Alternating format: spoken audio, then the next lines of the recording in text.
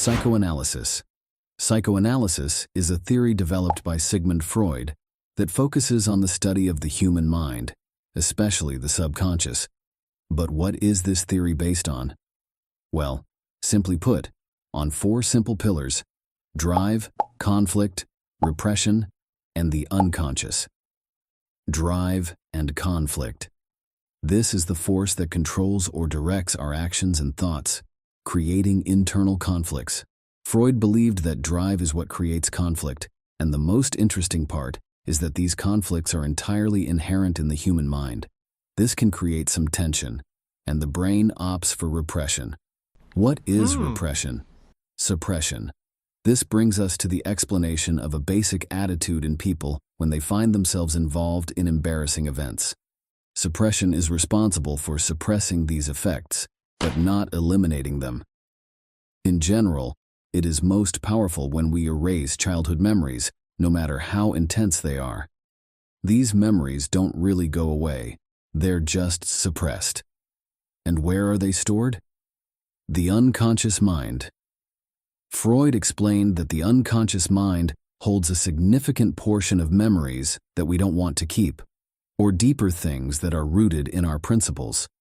This can be seen through dreams, which led him to develop techniques for interpreting dreams, exploring Freudian slips, and similar aspects of our minds that we don't want to confront. Gestalt psychology. This theory is quite contemporary and focuses on modern psychotherapy that seeks to address aspects that are difficult to measure and observe, not to mention simply immeasurable and unobservable. It seeks to emphasize the subjective experiences of individuals, taking a much more subjective and therefore more humane approach to people. Being more subjective and taking a more human approach, it seeks to emphasize choices, especially those that the person considers correct and satisfying, in order to analyze behavior.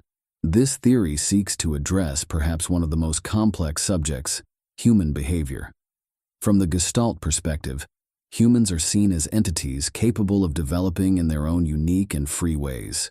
The ability to make decisions and direct one's own development is one of the most important aspects to be explored, allowing the patient to play a more active role in constructing his or her reality.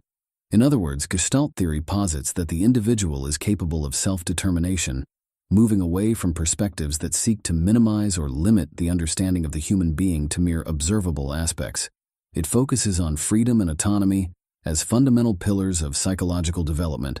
However, a word of caution: one should never confuse Gestalt psychology with Gestalt therapy, as one is a theory that seeks to fully understand the human experience, and the other is the practical application of these principles, but from a more clinical perspective that focuses on the individual understanding of the patient. Piaget's learning theory. This theory was developed by the Swiss researcher Jean Piaget, who explained that people construct themselves through personal experiences. It is a theory that is similar to, but not identical with, behaviorism. Although it may seem obvious, this theory is based on the idea that learning must be built on the foundation of individual experiences, where each person interprets new situations based on past experiences, creating a unique understanding. In addition, Piaget's theory accepts the influence of biological factors, such as genetics and inheritance in the learning process. Furthermore, the theory explains that there must be constant interaction between the individual and his or her environment. At the same time, it has been controversial as a theory that is somehow related to Darwinism, suggesting that biological and genetic evolution influence human learning. Despite appearances, the theory has been quite helpful in the cognitive analysis of individuals.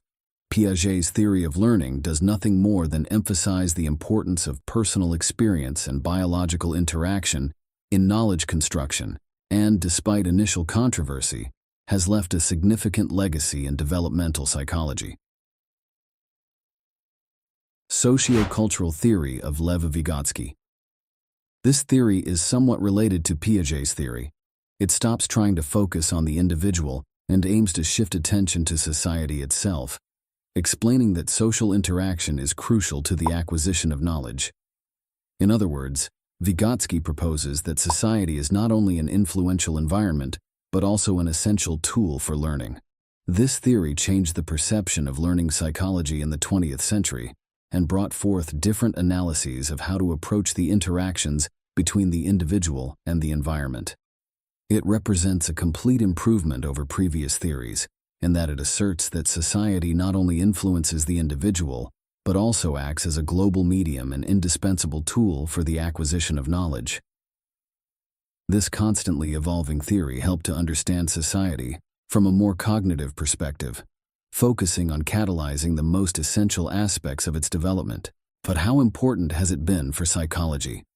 One of the most important contributions of sociocultural theory is its emphasis on the social aspect of knowledge development. Vygotsky posits that cultural and social norms are fundamental to understanding learning, and thus what is considered an appropriate norm in one cultural group may be different in another, highlighting the direct influence of the social environment in knowledge construction.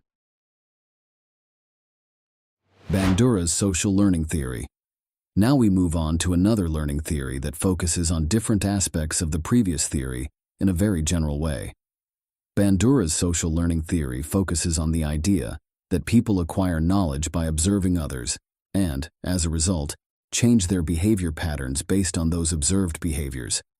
According to Albert Bandura, there is a deep connection between observation and learning, because learning is closely tied to the ability to observe others.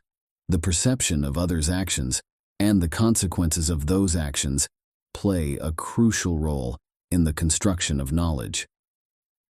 Thus, unlike behaviorist theory, which focuses on direct reinforcement, social learning theory emphasizes the influence of observing and learning from others in the social environment.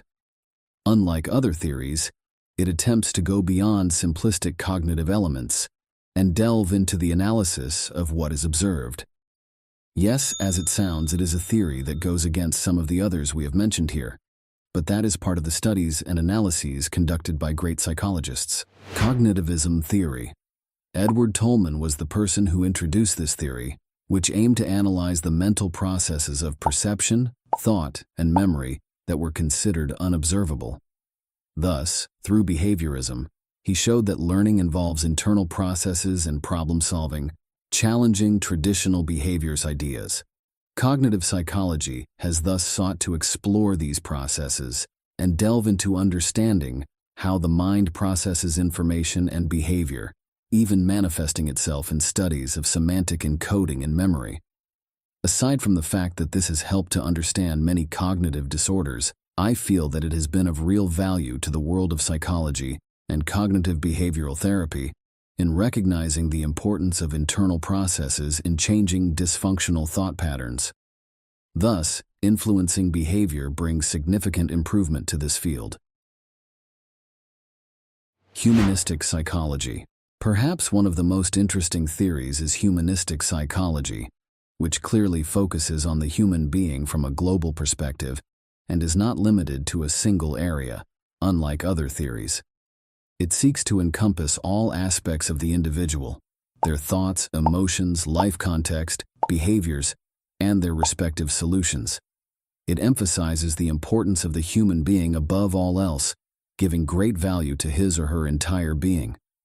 For example, when a person has problems, it is considered whether the individual is in a life context where it is natural for them to experience pathologies or discomfort. In this sense, it is a theory very focused on human existentialism. Ironically, this makes it the most human theory. What do you think of all these psychological theories and their respective applications? The human condition is fascinating. Don't forget to subscribe, like, comment, and turn on the notification bell. See you next time.